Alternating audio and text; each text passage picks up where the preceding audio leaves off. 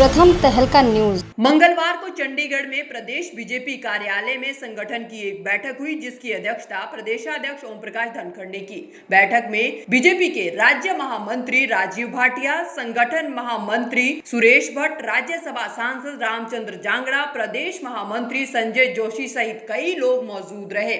वहीं बैठक के बाद हरियाणा बीजेपी के प्रदेशाध्यक्ष ओम प्रकाश धनखड़ ने बताया कि बीजेपी ने घोषणा से पहले ही बड़ौदा उपचुनाव को लेकर सारी तैयारियां कर रखी है। वहीं चुनाव प्रभारी जयप्रकाश दलाल और पार्टी के तमाम नेता बड़ौदा हलके का दौरा कर रहे हैं। पार्टी कैंडिडेट पर पूछे गए सवाल पर ओम प्रकाश धनखड़ ने कहा कि बीजेपी में इलेक्शन कमेटी में सभी प्रत्याशियों पर विचार होता है और उसके बाद एक सूची केंद्र को भेजी जाती है, जहां पर अंतिम मुहर लगती है। बड़ौदा चुनाव घोषित हो गया है।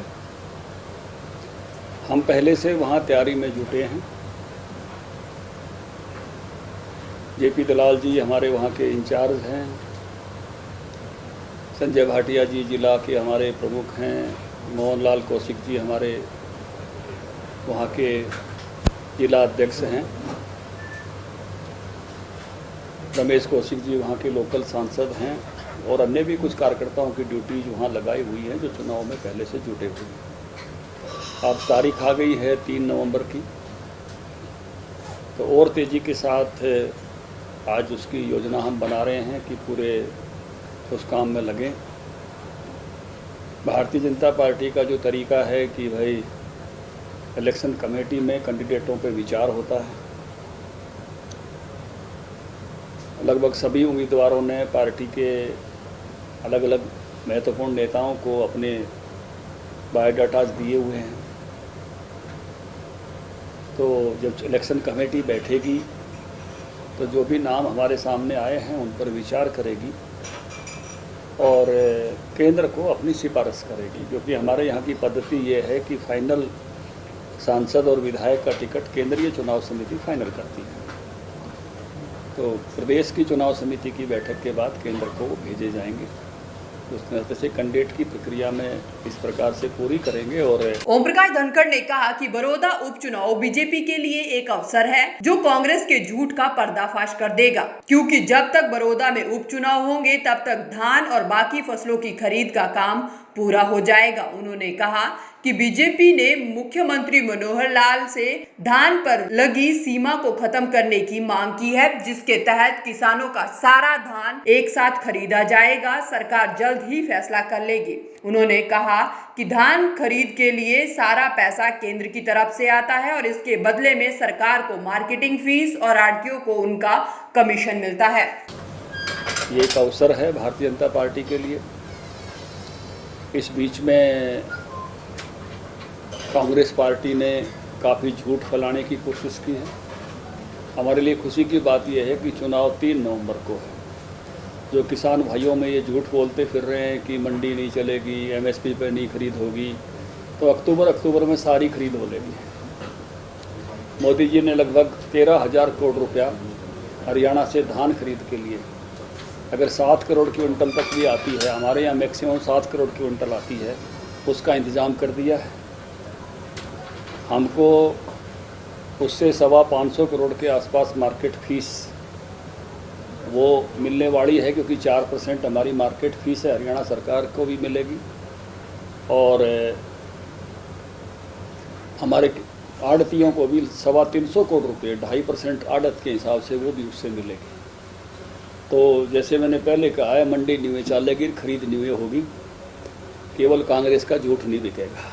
तो जब तक सारी खरीद हो चुकी होगी तो इनकी पोल खुल जाएगी, क्योंकि ना सोनिया ने ठंडी देनी, ना कोई राहुल जी ना ठंडे देने।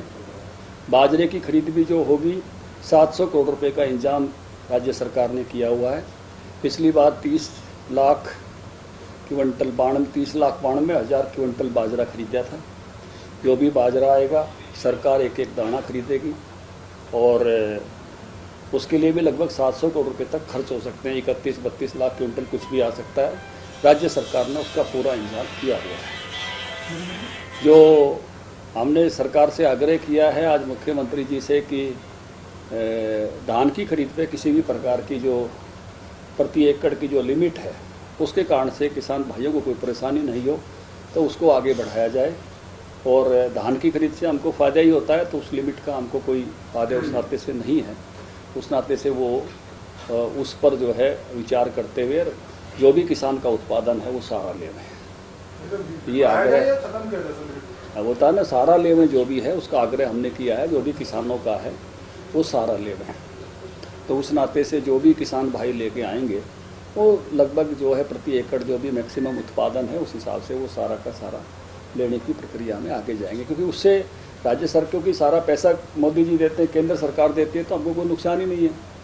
बाजरे में हमको कई बार लिमिटेशंस रखनी पड़ती हैं कि बाहर का ना आ जाए, तो उस नाते से क्योंकि वो सरकार राज्य सरकार देती है पैसा, तो केंद्र सरकार इसका पैसा देती है, हमको तो मार्केट फीस मिलती है, आड़त मिलती है, उसका फ़ायदा ही है। तो उस नाते से तो ये उसका दाना दाना खरीद हो जाए और अपने किसानों का बाजरे का भी दाना दाना खरीद हो जाए, ये सुनिश्चित करेंगे। वहीं ओम प्रकाश धनखड़ ने बीजेपी के कार्यकाल में हुए विकास कार्यों को गिनवाते हुए कहा कि पिछले 6 साल के कार्यकाल के दौरान बीजेपी सरकार ने बड़ौदा में बहुत से विकास कार्य करवाए हैं। 2 कॉलेज खोले गए हैं, 1 यूनिवर्सिटी की स्थापना की जाएगी। इसके अलावा एक इंडस्ट्रियल मॉडल टाउनशिप भी बनाई जाएगी। गाँव की गलियों को और सड़कों को पक्का किया गया है। कई गाँव में जल भराव की समस्या थी, उसका भी समाधान किया गया है। बड़ौदा विधानसभा के लोगों का जो मानस है वो विकास के लिए है, और विकास की बहुत सारी योजनाएं इन्हीं दिनों में 2 कॉलेज वहाँ पर दिए हैं, एक विश्वविद्यालय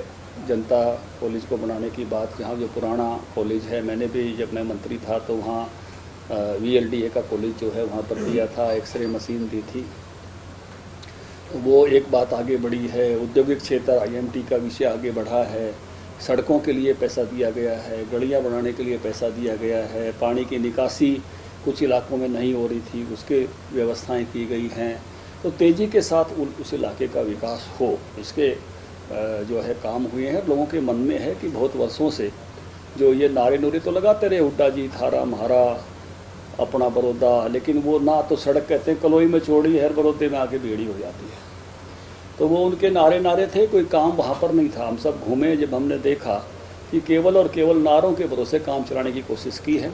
वहीं पूर्व मुख्यमंत्री भूपेंद्र सिंह हुड्डा पर निशाना साधते हुए उन्होंने कहा कि उन्होंने हमेशा परिवारवाद की राजनीति की है। पिछले लोकसभा चुनाव में सोनीपत से खुद और रोहतक से अपने बेटे को लगाया था, लेकिन दोनों ही जगह पर उनको शिकस्त मिली। इसके बाद राज्यसभा के चुनाव में भी हुड्डा ने अपने बेटे को तरजीह दी, जबकि बीजेपी इसके उलट एक आम कार्यकर्ता को आगे बढ़ाती है। जो कांग्रेस पार्टी के लोगों ने भी देख लिया कि ये हुड्डा जी प्योर परिवारवादी व्यक्ति हैं। लोकसभा लड़े सोनीपत तो भूपेंद्र हुड्डा, रोहतक लड़े तो दीपेंद्र हुड्डा, राज्यसभा जाए तो दीपेंद्र हुड्डा।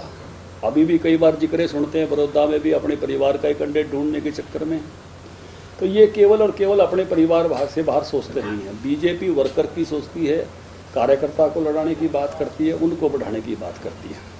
इसलिए कांग्रेस में भी आपको पता चला है कि उनकी जगह कम हुई है। दूसरा, कांग्रेस के इस आंदोलन की पोल भी खुल गई जब उनकी प्रदेश अध्यक्ष शैलजा जी ने कहा, आप में से किसी पत्रकार ने पूछा कि किसान के कंधे पर बंदूक रख के क्यों चलाते हो, तो उसने कहा कि कंधा मिला है तो क्यों नहीं चलाएं। इसका मतलब है they want to use only farmers, वो केवल किसानों का इस्तेमाल करना चाहते हैं। क्योंकि आपको भी पता है स्वामीनाथन कमीशन कांग्रेस पार्टी ने बनाया था, 2006 में बनाया, 8 में रिपोर्ट दे दी थी, 14 तक सरकार थी, अपने पैरों नीचे दबा के उस रिपोर्ट को बैठे रहे। हुड्डा कमेटी भी कांग्रेस ने बनाई थी, 2010 में रिपोर्ट दे दी थी, दिसंबर में, 14 तक राज था, 4 साल उसको भी पैरों नीचे दबाए बैठे रहे। ना 50% प्रॉफिट के साथ फसलों के दाम दिए, ना कोई मोदी जी की तरह 6-6 हज़ार रुपये कभी दिए, ना फसल का बीमा दिया। ये तो केवल और केवल जो है नारे मारते हैं, झूठ की राजनीति करते हैं। विकास से और अच्छाई से इनका कोई संबंध नहीं है। ये वर्षों तक अमेठी और रायबरेली को उन्होंने वैसा के वैसा रखा जैसे थी, क्योंकि ये केवल परिवर्तन की बातें करते हैं, परिवर्तन करते नहीं है, विकास करते नहीं है। इसलिए वहाँ से भी छोड़ के इनको भागना पड़ा है।